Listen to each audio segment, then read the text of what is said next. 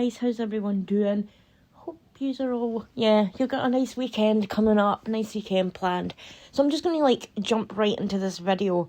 I've taken some clips, my Scottish accent's come through. I've taken, some clips and from, I've given Handbag a new nickname now. So I'm moving on from the name Handbag.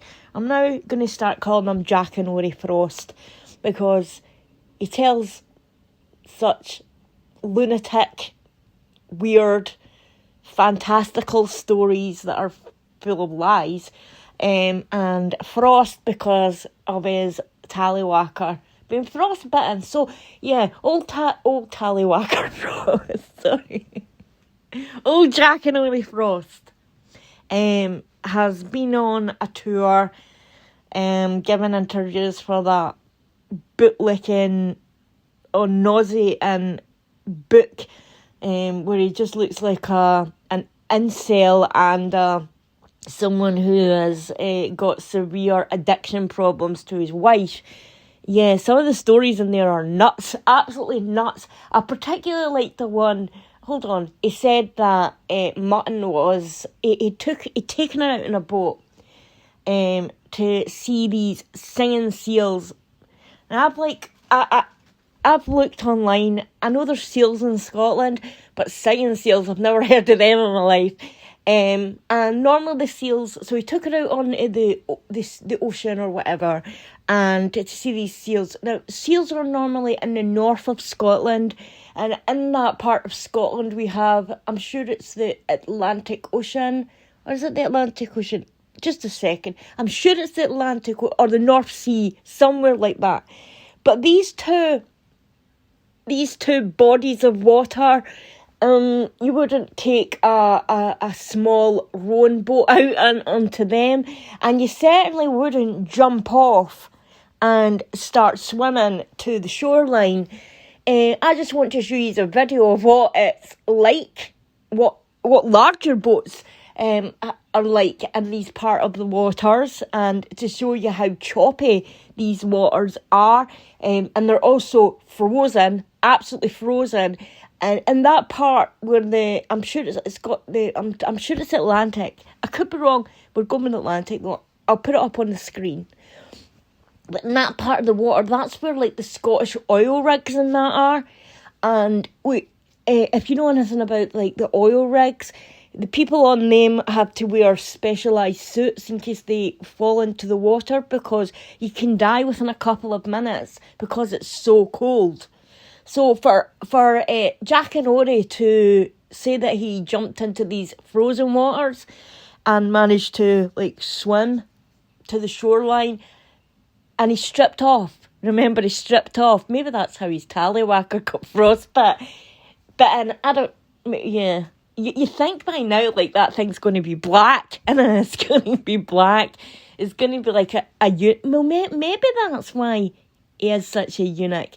Maybe the Antarctica set the frostbite in, and then when he jumped into the North Sea, it just completely snapped off, and it turned him into a eunuch.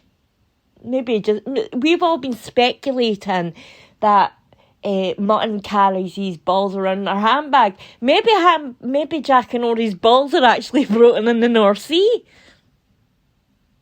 Could be. So yeah, so he jumps off, swims in this frozen water, loses his tallywhacker and balls, and she's wailing away, and he actually does the sounds in his book. He does the sounds in his book of mutton singing to these singing seals. It's so weird. And she's wailing away it's so strange. And he says that she's magical. Well, we all know she's a witch, but and they sing back to her. I'm thinking, I don't know, maybe we've had a lack of seals in Scotland lately. Maybe mutton singing them actually drove them off. Maybe it's not global warming that's getting away that the seals disappeared for. Maybe it's because Mutton Markle was singing to them. In any case, I think that's been cruelty animals. But yeah, he thinks she's magical, which is which ties into the speculation of her being a witch, and these magical singing seals. Now, Mutton's Dr. Dolittle now. She's all sorts in this book, but Dr. Dolittle Mutton got back from the seals that she was pregnant. God, they were probably weren't even singing. They probably shouted, "Leave, leave."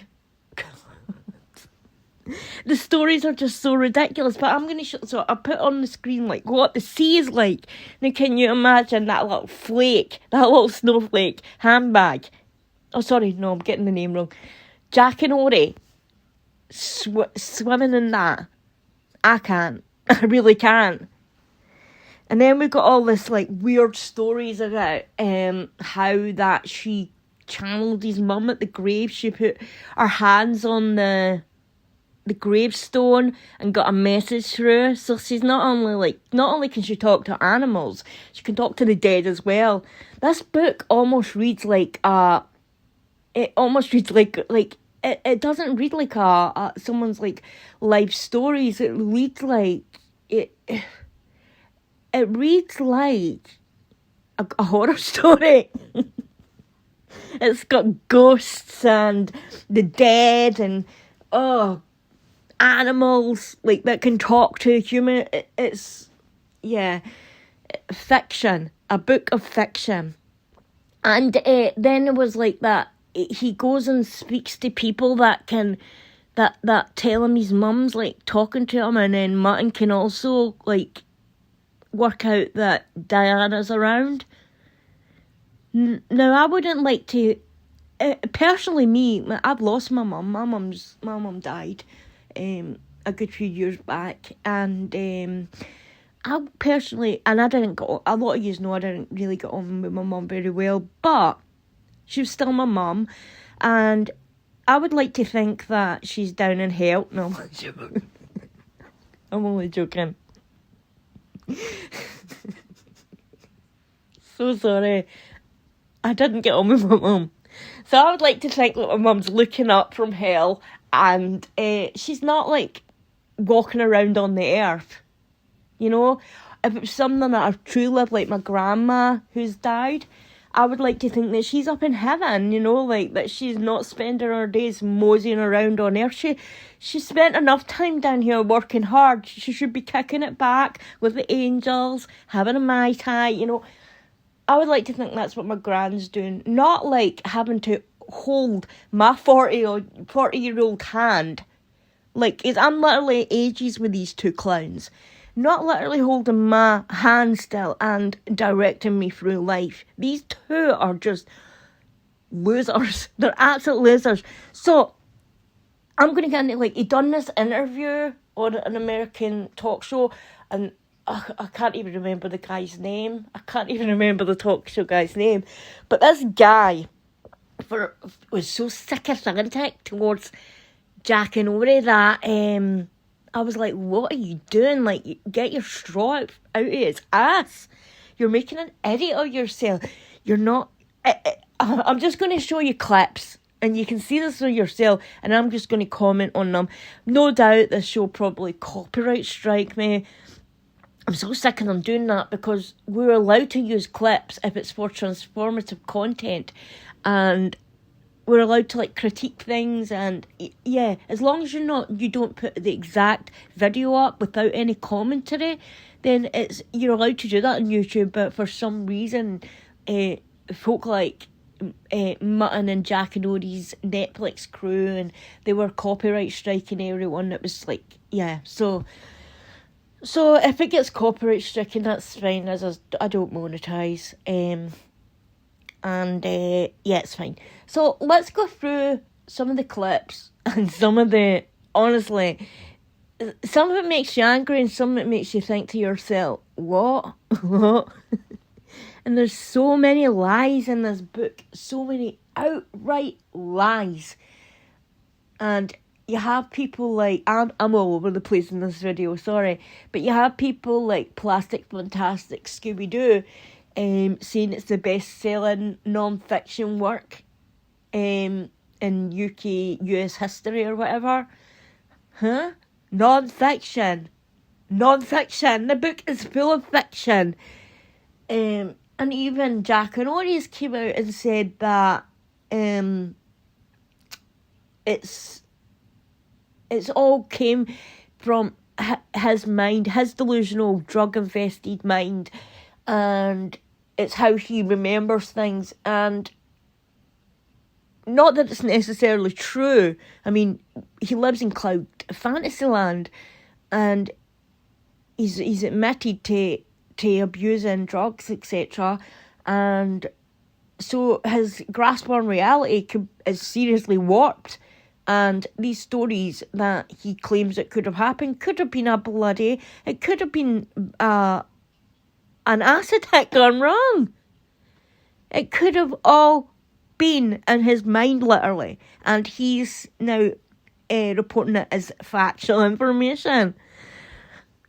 So, yeah, I'm waffling on. Let me get into these clips. And we'll come back and we'll critique little Tallywhacker Frost. But first I want to show you these clips. This is funny. Every single time I see a camera, every single time I hear a click, every single time I see a flash, it takes me straight back. Eric, what do you think about destroying the royal family? You're right. There's Tallywhacker and Mutton are in their element. They are a click and a flash. They're surrounded by them there, and they are having the time of their life. What a bloody liar. Hasn't changed. Nothing's changed. Okay.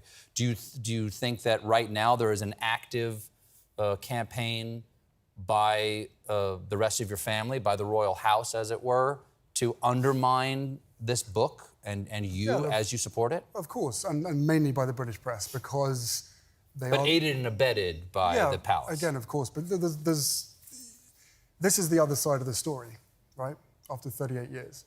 They've told their side of the story, this is the other side of the story, and there's a lot in here that, you know, perhaps makes people feel uncomfortable and scared. No, Tallywhacker, no. Your family have never told their side of the story. You're gaslighting people here.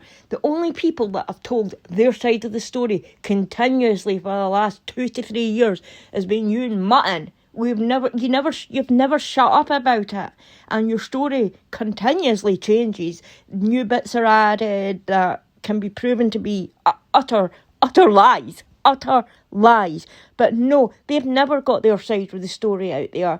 Hence the motto, never complain, never explain. And to say that they're the ones trying to undermine your book, no. And the only people that are feeling scared right now is people are genuinely scared for you, because you come across as an absolute nut job in this book. You come across as a lunatic and a psychopath. Yeah, the way that you believe in all this, whatever therapy that you've been having clearly isn't working. You're clearly going to witch doctors or something. I don't know who the hell you're talking to, but whoever it is, get your money back. I think both. I've never seen the level of abuse and harassment that I witnessed over my wife. Other members of the family, they've experienced different forms of that. But to see it happen the way that it happened, I was naive going into it. I didn't realise that the British press would be so bigoted. And even if I had, I wouldn't have accepted or understood that they could get away with it. Mm-hmm. But here we are, and we have created a fantastic life here in California, which is, by the way, is beautiful, and America is a great place to live. I hope it's a wonderful place to live for you, Tallywhacker. I hope you, Mutton, live there for the rest of your days. You ginger traitor. Because I can clearly see why you put that remark in there. It's to belittle your own country, to make it seem as though the United Kingdom is a horrible place to live, to make it seem as though, oh, America's so wonderful, they've been so gracious and welcoming, but my own country was crap. No, we welcomed your wife. Nobody was bigoted towards her. No one even knew. I've said this in many videos before. Even I didn't even know she was black. Many people didn't even know she was black. She's been ticking the Caucasian box. It's on her driver license for her entire life. But when she decides to play the race card when it's beneficial to her, then she'll use it. You and her were welcomed here with opened arms. You were one of the most popular members of the royal family, and they hid tons of stuff from the public as to what you were really like. It came apparent how much they actually hid from the British public, because I think if many of those stories got out there, you would have been despised long before now. Utterly despised, because you clearly never liked your country, and you clearly have never really liked your family. You're a horrible little gnome, horrible little ginger whinger, and stay in America. I actually feel sorry for Americans that they have to put up with your crap. But yeah, dear America, you can keep the little ginger prick and his leg of lamb mutton. You're welcome, the United Kingdom. The thing that seems redolent when you read the book and you hear interviews, I get the sense that you're being honest when you speak, and being factually honest. As you say, these are all, you're standing behind all of these stories, but also emotionally honest. And one of the things that was sort of emotionally very affecting to me, even as someone who doesn't follow the royal family that much, I always assumed after the death of your mother, the two of you and your brother were lockstep. Yeah. You were these solaces for each other who went through this experience together and went through the rest of your lives shoulder to shoulder as the only two who could possibly understand what you'd gone through. But that is not the case. No, that's not here. The case. Are you surprised that people are surprised? Because people are surprised. Are you surprised? Because that has been the narrative. I mean, look, there's two parts to this. One is, I think anyone who suffers from trauma, shock, grief, loss, which we all have and all will, that you have got to put on a brave face. And I think to a large extent, me out there smiling, my brother out there smiling, us doing working engagements together, it looks a certain way, especially then when you have the British press, the Royal Rota, of which all of the royal family's information goes through that filter before it then goes global. That's like the press pool? Yeah, press pool, yeah. It's exclusive access. Do you have to say it that way? Legally, do you have to say it that way? I signed a disclaimer before. Exactly. So I can understand why people would think that. But I guess more recently, especially in the last 6 years, it is all the fracture of the relationship between me and my brother has very much been pinned on my wife, funnily enough. This particular part of the interview, I was rolling around the floor laughing. I'm like, honest, factually honest. Yeah, it's a fake laugh. But that's how I was laughing my head off. Honest. This guy wouldn't know honest if it came up and, punched her in the face. He wouldn't know honesty. What? And factual? Factual. All you need is Google, a phone, and that bloody, I can't even call it a book, that sycophantic mess that he has put his name to, and you will find out that many of his claims are, they're far from factual. They go out into the realm of just out lies, utter lies. And then to throw his brother under the bus again by saying, we've never got on. It's the way the British press made it. If anything, if that's true, then the British press actually looked out for you there, idiot, because it helped your image, didn't it? It helped your image because you were voted one of the most popular people underneath the Queen of the royal family. So if the British press are so bad and despise you so much, they clearly done a lot of mop-ups for you though, didn't they? Didn't they? But to throw your brother under the bus, oh yeah, we've never got on, and then to add the next bit in, it's been blamed on my wife. Well, she's the common denominator in all this situation. Before she came along, I don't know, like, I'm only, like, it looked to me as though, and as you said, like, it can be perceived that way, I guess, but it looked as though that you got on with your family pretty well. You spoke about them, and if that's the case, if you didn't get on with your family and it was all the press dribbling this out, why in interviews did you say that you loved your family and you respected Camilla and thank your brother and Catherine for therapy help and being a shoulder for you through the years? You didn't have to say that. You didn't have to say that. So, if anything, you're the one that put out there that you yourself put out there that you and your brother and family got on. The British media didn't have to make that up because these were the stories you were telling, you little liar. These were the stories you were telling. So obviously they're going to report that because it came from your lips as truthful. But clearly we know Harry wouldn't know the truth if it was a 20-decker aeroplane and crashed in and flew up his ginger ass. Enough. There's a lot of talk about the physical fight that the two of you had, where he pushed you down in the kitchen and broke the dog bowl when you fell on it. It says it broke your necklace. Mm-hmm. What necklace was this that he broke? This one, which is now fixed and now it's got... And what's on there? What do you got there? We got my kids' heartbeats, which my wife gave me. Oh, the cardiogram engraved there, yeah. And what's the central? And then a friend of mine in Botswana made this for me, which has got Tiger's Eye in the middle. I can't believe you showed them the necklace. I can't believe it. But I zoomed in on that for a reason. Because he's like, yeah, he broke my necklace, but it's now fixed. It's a cord necklace. It's a bit of string tied around your back, muppet. And how can that be? How can that be the necklace when it happened before Archie was born? Because you're saying that it's like these cardiograms from your kids. They weren't alive yet, so how would they have cardiograms? Kind of weird, but kind of weird, unless it was this tiger eye. But yeah, it's a cord necklace that. So I don't get it. How could he break that?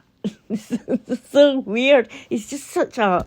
And then to show them the necklace, and then he doesn't realise that he shows things or says things which actually catches him out on previous lies. Like, do you sort of mentally or spiritually ask for help as to, like, what can I do to fix this? Any advice she might give you in this moment? I've said quite a lot recently in these in different interviews that I've been doing that I've really felt the presence of my mum, especially in the last couple of years. And I detail in the book my brother and I talking at her grave and how he felt as though she had been with him for a long period of time.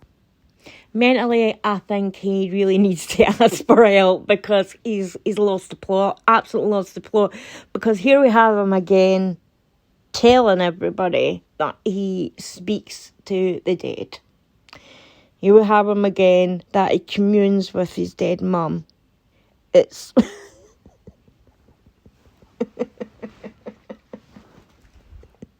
Harry the Medium. Jack and Ori Frost. The Medium.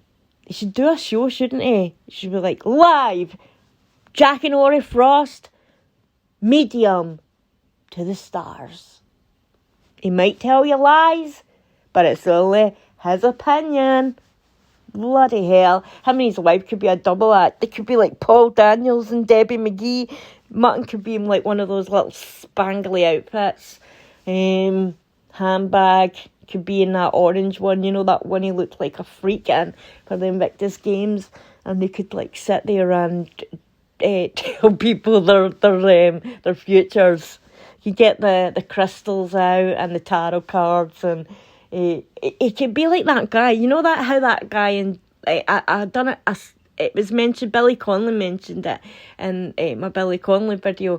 Well, there's a show in Britain called Most Haunted, and they have a medium on it called Derek Acora. Oh my God, this guy is on another level. He's much like Jack and Ori, and he's got a guide called Sam, and he just looks behind his shoulders from Liverpool, and he'll go, "Is that right, Sam? Is that right?" Oh, I can't do a Liverpool accent. "Is that right, Sam? Is that right?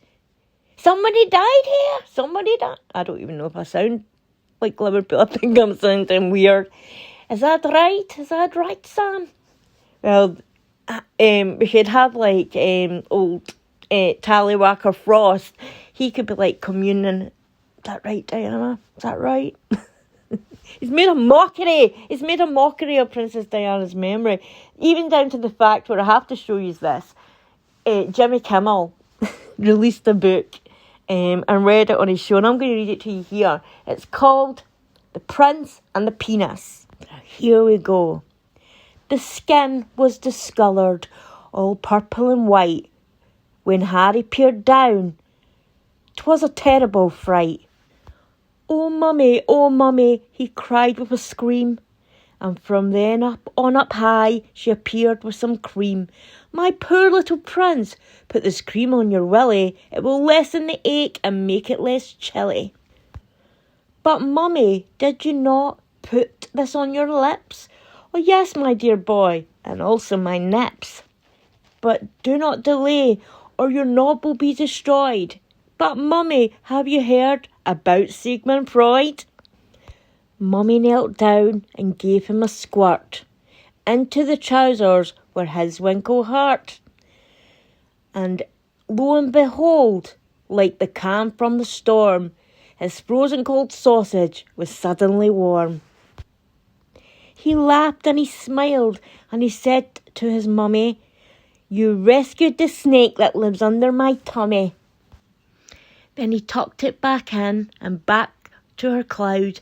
His mother went soaring and said this aloud, 'Should ever you have icy chills on your hard-on, just give it a rub with Elizabeth Arden.'"